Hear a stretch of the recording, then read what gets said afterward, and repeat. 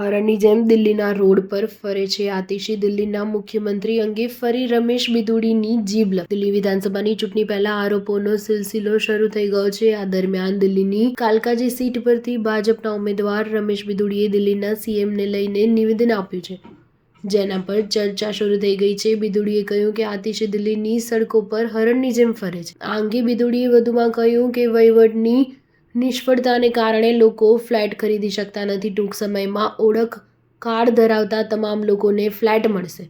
જ્યારે કેજરીવાલ અને આતિશી દિલ્હી જળ બોર્ડના પ્રમુખ હતા ત્યારે દિલ્હીમાં એક પણ એમજીડી ટ્રીટમેન્ટ પ્લાન્ટ સ્થાપવામાં આવ્યો ન હતો. કેજરીવાલ શીશ મહેલમાં રહે છે, 2 કરોડની કાર ચલાવે છે. તેમણે શીલા દીક્ષિતને જેલમાં ન મોકલ્યા અને સોનિયા ગાંધીનો પક્ષ લીધો.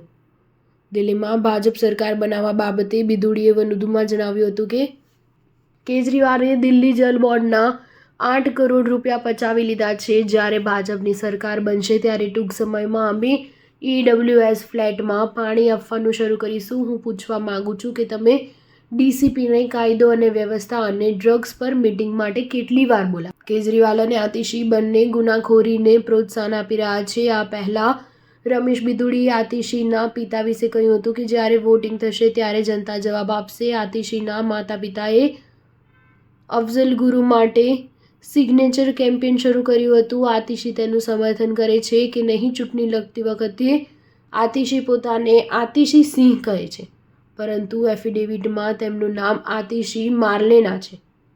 આતિશી કઈ માનસિકતા ધરાવે છે તે સાબિત થઈ ગયું છે. તે ખોટા આંસુ વહાવે છે. સ્ટાર ન્યૂઝ 7 હંમેશા સચ્ચાઈની સાથે.